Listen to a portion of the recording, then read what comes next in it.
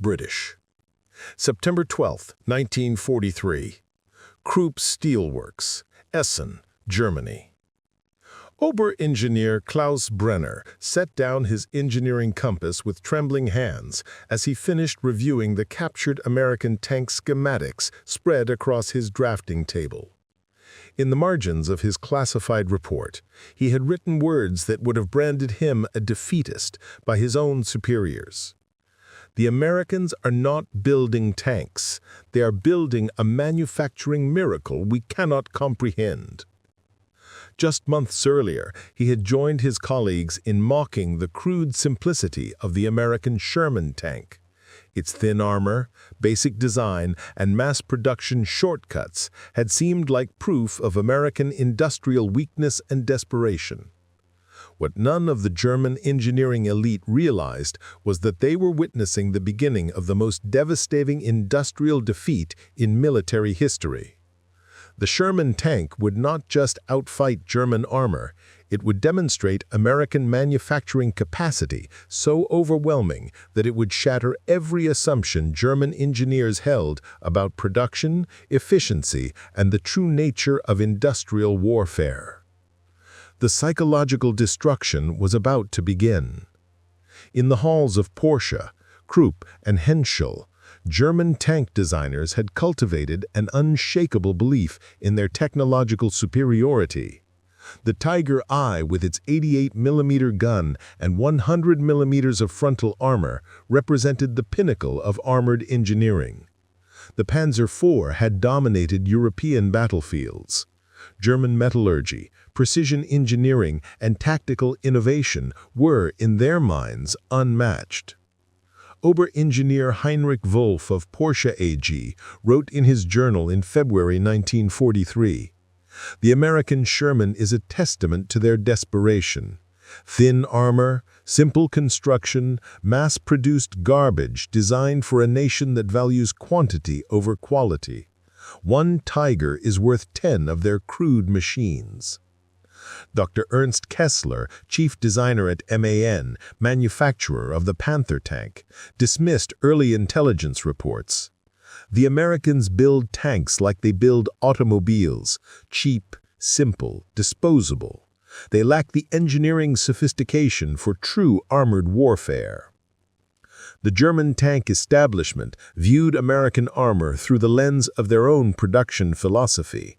Handcrafted precision, complex engineering solutions, and quality over quantity.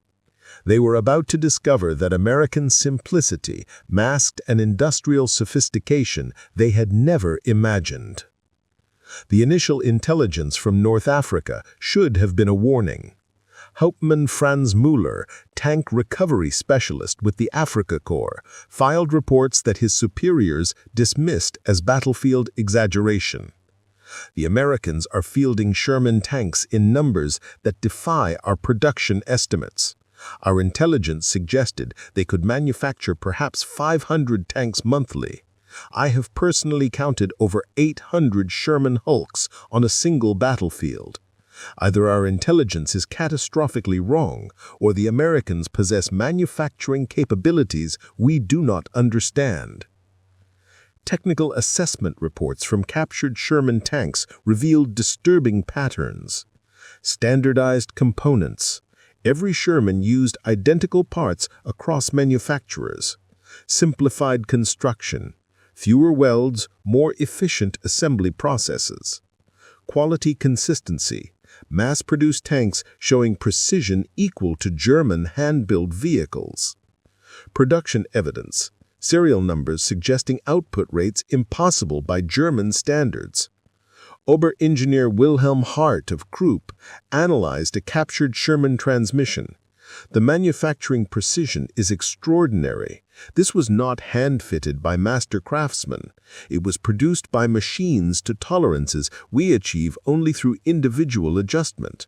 How do they mass-produce such precision?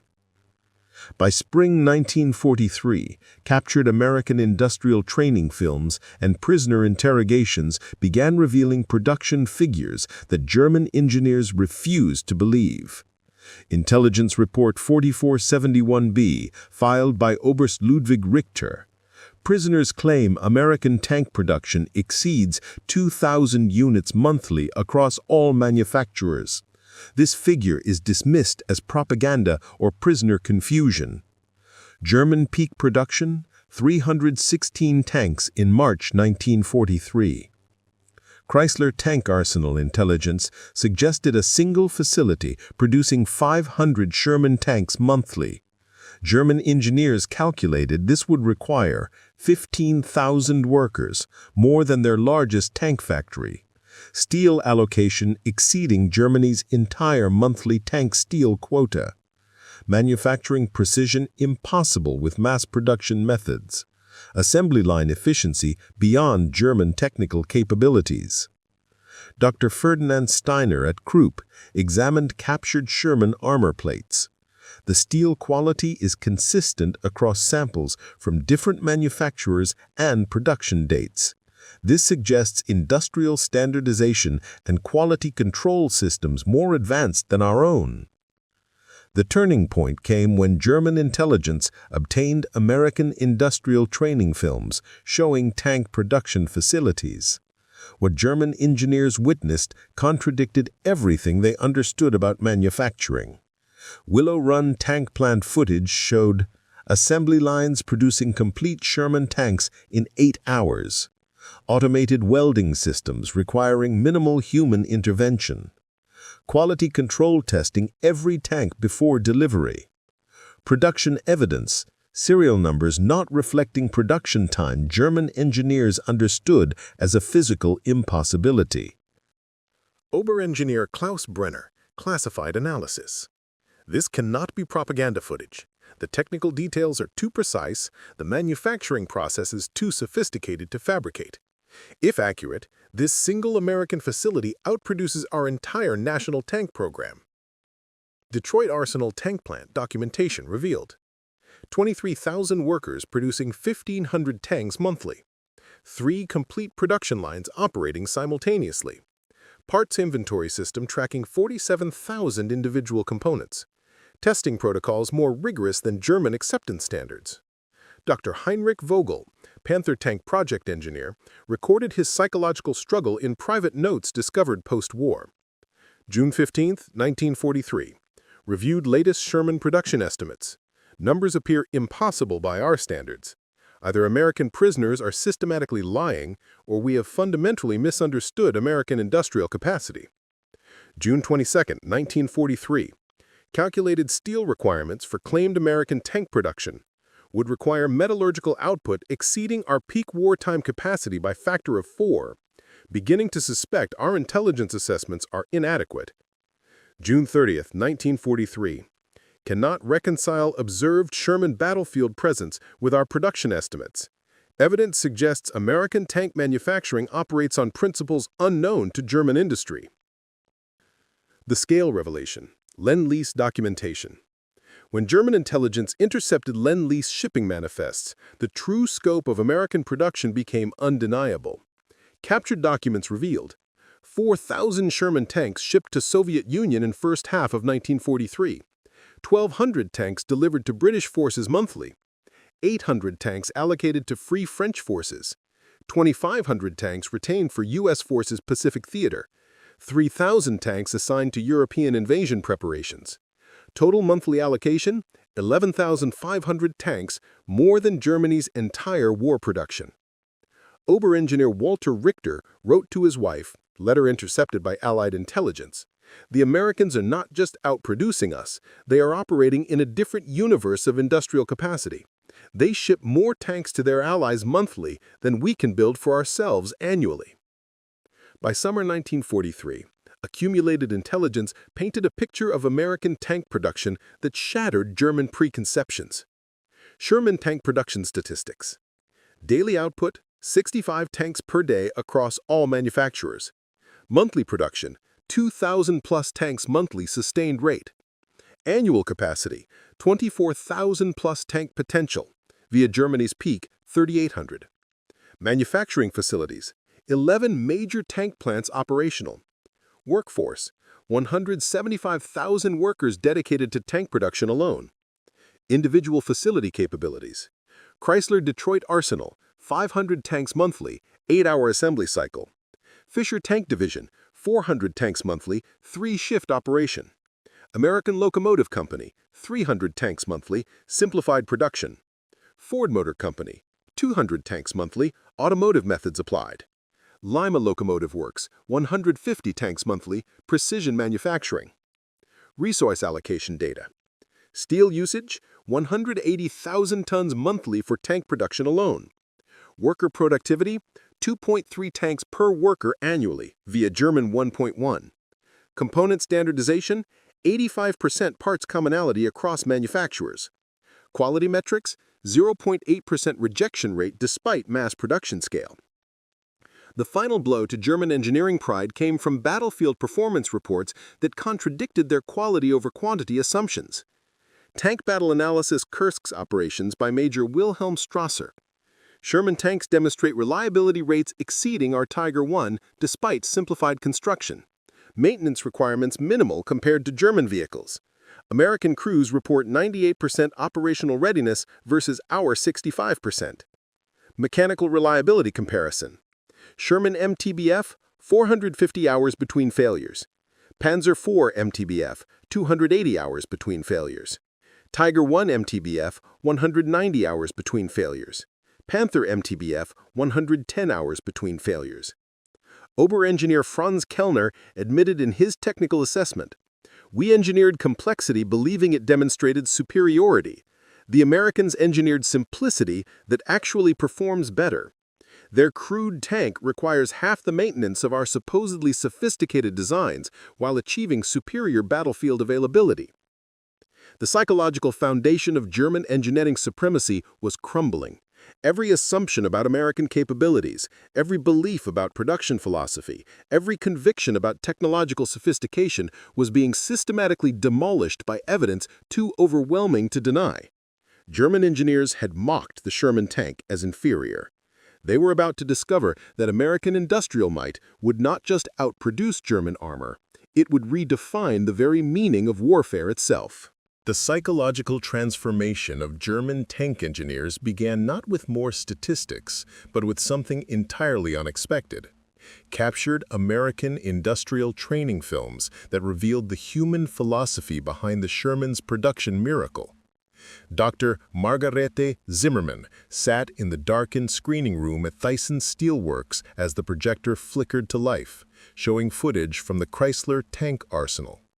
What she witnessed would fundamentally alter her understanding of industrial organization forever. The film opened with scenes that defied German preconceptions about American workers. Instead of the rushed, careless laborers German propaganda had described, the footage showed methodical, skilled technicians working with precision and pride. Zimmermann wrote in her journal, October 15, 1943, "The American workers move with purpose and confidence. Each station operates with mechanical precision, yet the workers appear relaxed, well-fed, and genuinely engaged with their tasks. This is not the desperate industrial conscription we expected." Oberingenieurin Dr. Ursula Richter analyzed the workforce composition with astonishment. The assembly lines employ women, elderly men, and minorities in supervisory roles, demographics we would never consider for precision manufacturing. Yet their work quality exceeds our standards. American industrial philosophy appears to value competence over social hierarchy. The films revealed systematic approaches to manufacturing that German engineers had never considered. Worker training programs. 6-week comprehensive technical education for new employees. Continuous skill development programs during employment. Cross-training allowing workers to operate multiple stations. Quality control responsibilities distributed throughout workforce. Innovation incentive programs rewarding production improvements. Workplace conditions. Clean, well-lit factory environments with ventilation systems. cafeterias providing hot meals during all shifts, medical facilities with full-time nursing staff, recreation areas for break periods, worker housing assistance programs. Dr. Charlotte Schneider, a labor efficiency specialist at Krupp, was stunned by what she observed. American factory workers eat better meals during their lunch breaks than German engineers receive at home. They work in conditions more comfortable than many German offices, yet their productivity per worker exceeds ours by factors of 3 to 4. The Democratic Innovation System, November 1943. More disturbing than American production capacity was evidence of their innovation methodology. Captured documents revealed a research and development system that challenged every assumption about German technological superiority. Industrial Research Coordination report analyzed by Dr. Ingrid Wolfenstein. American tank development involves parallel research at multiple institutions: MIT, University of Michigan, Chrysler Engineering, Ford Advanced Development, General Electric Research Division. They coordinate research across academic and industrial boundaries in ways impossible under our centralized system. The scope of American R&D investment was staggering. Research allocation, 1943 budget analysis. University research grants, $45 million annually for military technology. Corporate research facilities, $78 million in private R&D investment. Government research centers, $23 million for advanced materials science. Inter-institutional collaboration, $12 million for shared research projects.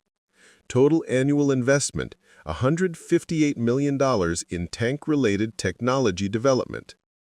Dr. Brenner compared this to German research spending. Our total tank research budget for 1943, 18 million Reichsmarks, and approximately $7 million. The Americans spend 22 times more on tank technology research alone, and they coordinate between institutions in ways that multiply effectiveness. Captured MIT research documents revealed projects that German engineers hadn't even conceptualized. Advanced metallurgy programs developing stronger, lighter armor alloys. Ergonom studies optimizing crew performance under combat stress. Reliability engineering focus on maintenance reduction. Systems integration research coordinating tank, radio, and artillery effectiveness. Mass production research improving manufacturing speed without quality reduction. Dr. Wolfenstein's analysis was sobering. American engineering research addresses systematic military effectiveness rather than individual vehicle performance. While we perfect single tank capabilities, they optimize entire armored warfare systems. The Values Revelation. American Workplace Democracy. December 1943. The most psychologically devastating discovery for German engineers was evidence of American industrial democracy, a management philosophy that contradicted everything they understood about efficient organization. Factory Management Structure Analysis by Oberingenieurin Dr. Petra Hofmann. American tank factories operate with minimal hierarchical supervision. Workers participate in production planning, suggest process improvements, and receive financial rewards for innovations. This bottom-up management style should create chaos, yet produces superior results to our rigid command structure. Captured Chrysler internal memoranda revealed management practices that seemed impossible by German standards. Weekly worker management meetings discussing production improvements. Employee suggestion programs with cash bonuses for adopted ideas. Cross-departmental teams solving technical problems collaboratively. Worker representation in factory planning and layout decisions. Open financial transparency, showing workers how their efforts affected company performance. Workplace innovation examples documented in captured files. Mary Catherine Rodriguez, Detroit arsenal welder, developed improved welding technique, increasing hull strength by 12% while reducing assembly time. James Washington, Fisher tank electrician, created wiring harness system, reducing electrical failures by 34%. Helen Kowalski, Lima locomotive machinist, designed tooling modification, improving final drive precision while cutting machining time by 18%. Robert Chen, pressed steel supervisor, organized cross-shift communication system, reducing production errors by 28%.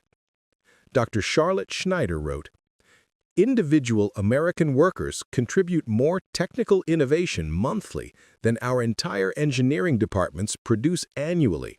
Their democratic workplace structure unleashes creative potential we systematically suppress." Personal transformation. German engineers confront their assumptions.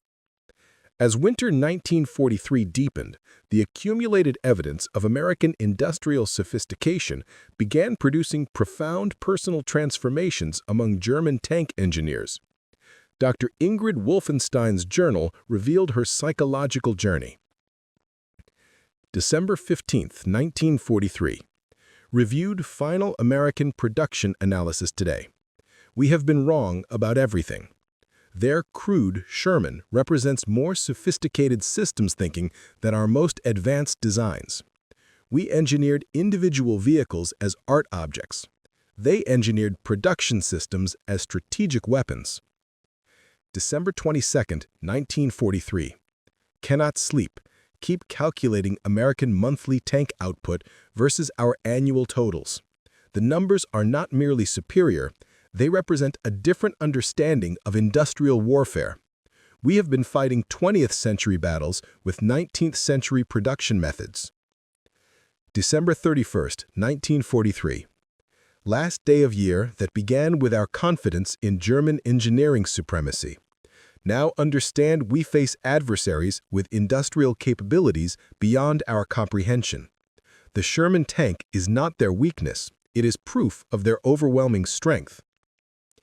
Dr. Elizabeth Brenner underwent a similar transformation documented in letters to her sister.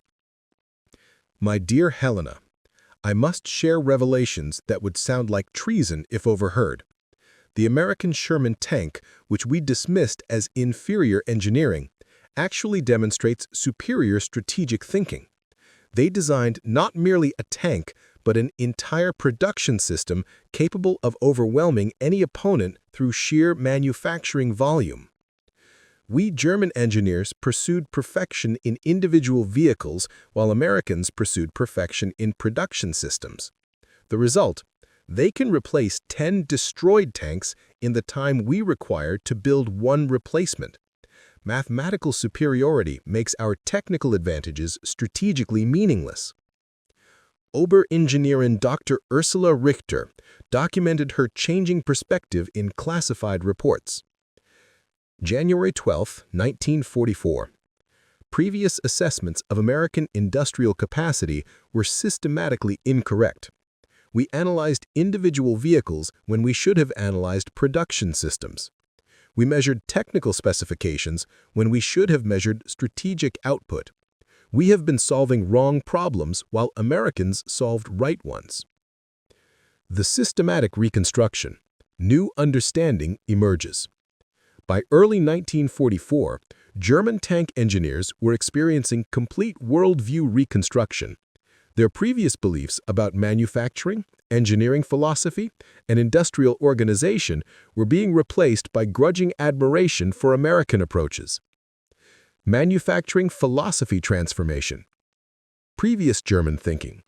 Superior individual vehicle performance through precision engineering and handcrafted quality will overcome enemy numerical advantages.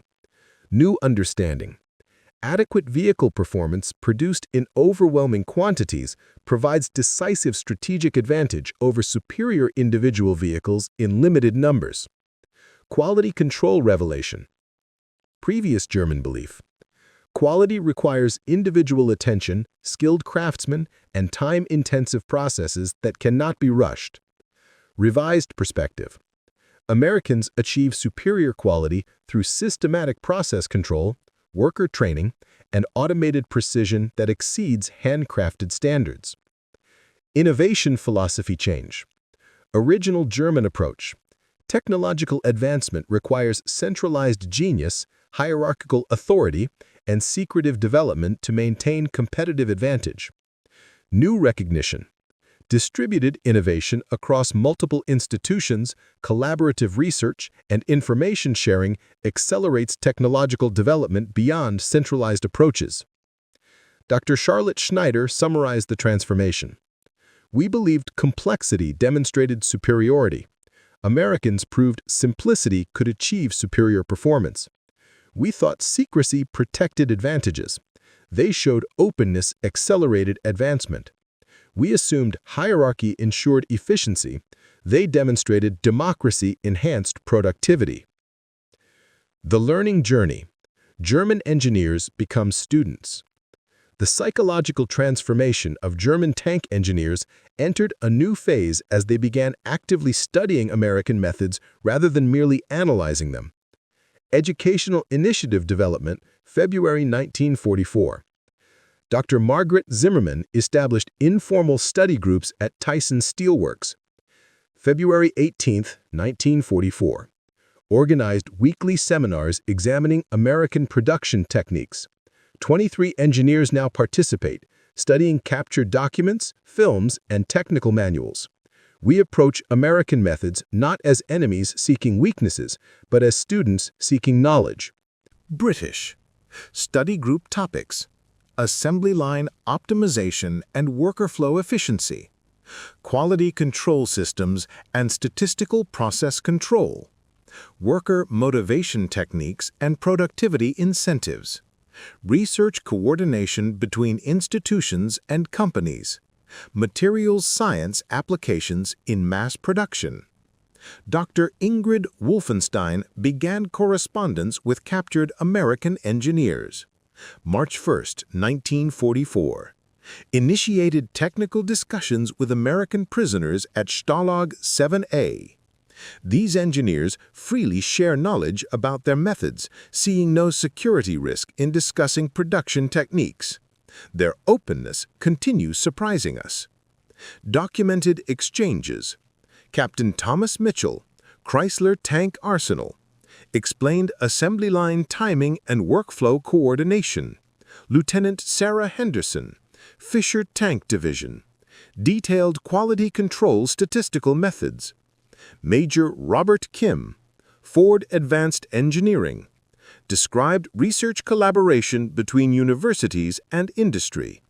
Captain Maria Gonzalez, Lima Locomotive Works.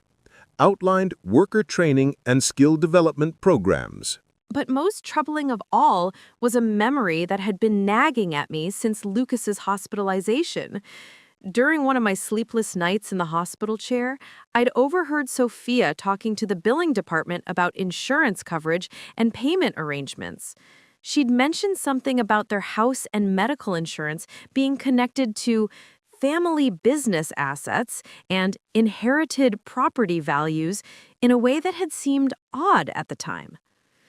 At 70 years old, I had been dismissed and banned from my daughter's life by a man who seemed to have complete psychological control over her thoughts and decisions.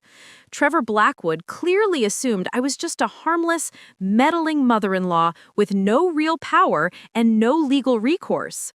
He had no idea that the comfortable, luxurious life he was living, the impressive house he considered his personal castle, and the business connections he leveraged for credibility and financial gain had all been built on legal and financial foundations that still carried my name and my decision-making authority. Tomorrow morning, I would begin making some very important phone calls that would change everything. Because Trevor Blackwood was about to learn a harsh lesson that sometimes the quiet grandmother you dismiss as powerless actually holds more legal and financial cards than anyone realizes. The first week after Trevor banned me from their home was the longest of my life.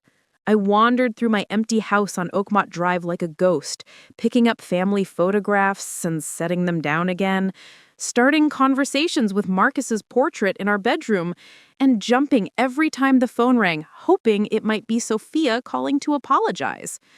It never was. Instead, I received a formal letter delivered by certified mail 3 days after the confrontation. The return address showed Trevor's name and a law firm I'd never heard of, Pemberton, Hayes and Associates. My hands trembled as I opened the envelope, somehow knowing that whatever was inside would make this nightmare even worse. Dear Mrs. Ashworth, the letter began in cold legal language. This correspondence serves as formal notice regarding visitation protocols for our client's family. Recent events have demonstrated a pattern of interference with parental authority and medical decision-making that has created an unsafe environment for the minor child, Lucas Blackwood. I had to read that sentence 3 times before it sank in. Trevor was claiming that I had created an unsafe environment for my own grandson by taking him to the hospital when he was dying from pneumonia? The letter continued, effective immediately. Any contact with the minor child or his mother must be pre-approved by Mr. Blackwood and will be supervised to ensure compliance with established family protocols. Unauthorized visits, phone calls, or attempts to contact Mrs. Blackwood without prior consent will be considered harassment and may result in legal action. I sank into Marcus's old armchair, the same chair where he'd read bedtime stories to Sophia 30 years ago, and felt the world tilting around me. Trevor wasn't just isolating me from my family. He was using lawyers and legal threats to formalize my exclusion, making it sound official and justified. But the final paragraph was what broke my heart completely.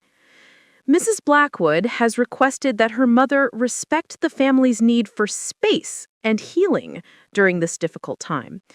Any attempts to pressure or manipulate Mrs. Blackwood into reconsidering these boundaries will be documented and may be used in future legal proceedings. Sophia had signed off on this. My daughter, the child I had raised alone after her father left, had agreed to let Trevor's lawyers threaten me with legal action for wanting to be part of my grandson's life? I called my own lawyer, Patricia Hendricks, who had handled Marcus's estate and our business legal matters for over a decade. Patricia had known our family since Sophia was in high school, and I trusted her judgment completely. Vivian, I'm so sorry you're going through this, Patricia said after I read her the letter over the phone. Legally speaking, Trevor has the right, as Lucas's father, to control visitation, especially if he can claim you've been disruptive or problematic. But Patricia, I saved Lucas's life. The doctor said so herself. I believe you completely, but family courts see these situations differently than medical professionals do. If Trevor can present this as a pattern of you undermining his parental authority rather than legitimate medical intervention, he has grounds for restricting your access. My heart sank. So there's nothing I can do? There might be options, but I'd need to understand the full situation better. Can you come in tomorrow? Bring any documentation you have about Lucas's medical emergency, and let's talk about your legal relationship to the family's assets and decisions. That night, I couldn't sleep. I kept thinking about Sophia's voice when she'd whispered that maybe I should go home, the way she had avoided my eyes, the tremor in her hands when Trevor raised his voice. I had been so focused on my own hurt and confusion that I hadn't fully processed what I was seeing. My daughter was terrified of her own husband. The next morning, I was getting ready to leave for my appointment with Patricia when my neighbor, Mrs. Chen, knocked on my door. Eleanor Chen was 85 years old, sharp as a tack, and had lived on Oakmont Drive longer than anyone. She'd been friends with Marcus and me since we moved into the neighborhood, and she'd watched Sophia grow up.